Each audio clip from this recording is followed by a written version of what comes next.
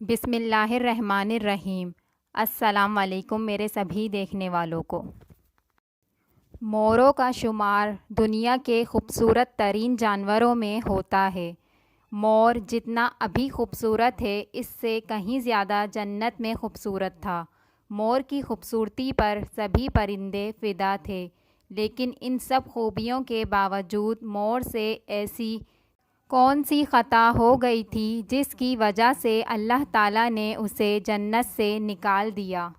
اللہ تبارک و تعالیٰ نے جب حضرت آدم علیہ السلام اور اماں حوا کو پیدا فرمایا، اس کے بعد ان کو جنت میں بھیج دیا۔ وہ دونوں جنت میں بہت ہی سکون سے رہتے تھے، بہت ہی لذیذ میوے پھل کھایا کرتے تھے، لیکن ایک اناج جس کو کھانے سے اللہ پاک نے انہیں منع فرمایا اور وہ اناج گندم تھا۔ چونکہ حضرت آدم علیہ السلام کی وجہ سے ہی شیطان کو جنت سے نکالا گیا تھا، اسی وجہ سے شیطان اور حضرت آدم علیہ السلام کے درمیان دشمنی ہو گئی تھی، اور شیطان چاہتا تھا کہ کسی بھی طرح حضرت آدم علیہ السلام کو جنت سے نکال دیا جائے اور ساتھ میں بی بی حوا کو بھی۔ جب شیطان کو یہ خبر ہوئی کہ حضرت آدم علیہ السلام کو تمام میوے کھانے کی اجازت ہے لیکن گندم کھانے کی اجازت نہیں ہے، تو شیطان انتقام کی آگ دل میں لیے جنت کے دروازے کے باہر بیٹھ گیا اور 300 سال تک وہاں پر بیٹھا رہا کہ کوئی جنت کے دروازے سے باہر آئے اور شیطان اس سے بات کر سکے۔ ایک دن اچانک سے مور جنت سے باہر آ گیا۔ شیطان اس کو دیکھتے ہی بہت خوش ہو گیا۔ شیطان نے پوچھا، اے خوبصورت پرندے، تم کون ہو؟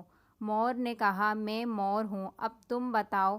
شیطان نے جواب دیا، میں عالم قروبیہ کا ایک فرشتہ ہوں، میں اللہ پاک کی عبادت سے ایک پل بھی غافل نہیں۔ میں چاہتا ہوں کہ میں جنت میں جاؤں، وہاں کی نعمتوں کا اپنی آنکھوں سے مشاہدہ کروں۔ شیطان مور سے کہنے لگا کہ اگر تم مجھے جنت کے اندر لے جاؤ، میں تمہیں 3 ایسی باتیں بتاؤں گا جس سے تمہیں ابدی زندگی حاصل ہو جائے گی، تمہیں بڑھاپا اور بیماری نہیں آئے گی، تم ہمیشہ جنت میں ہی رہو گی۔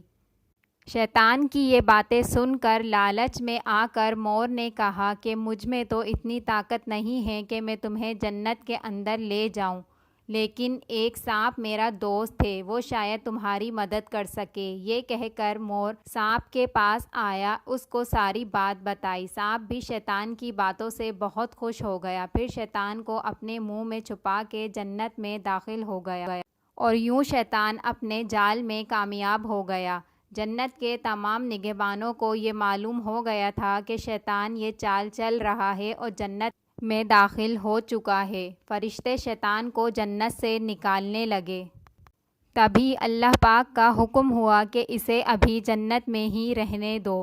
وہ فرشتے اللہ تبارک و تعالیٰ کے حکم سے رک گئے۔ شاید یہ حضرت آدم علیہ السلام کا امتحان تھا۔ شیطان حضرت آدم علیہ السلام اور بی بی حوا کے پاس گیا اور اپنی محبت کا اظہار کرنے لگا۔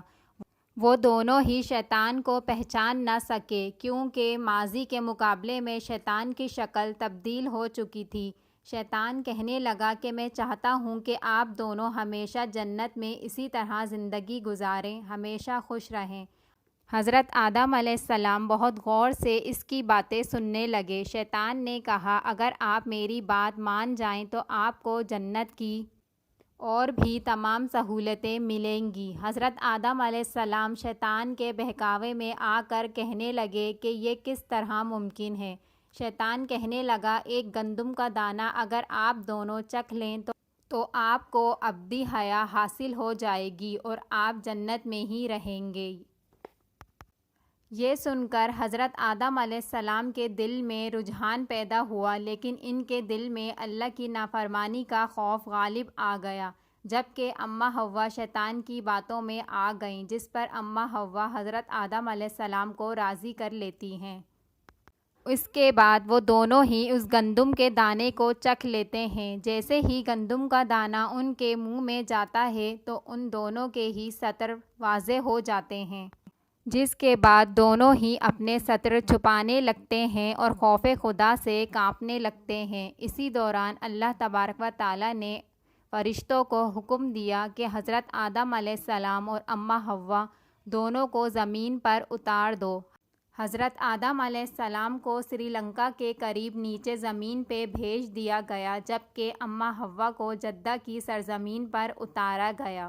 جن خوبصورت پیروں سے چل کر مور شیطان کو جنت کے اندر لے آیا تھا، وہی خوبصورت پاؤں اللہ پاک نے مور سے لے لیے تھے۔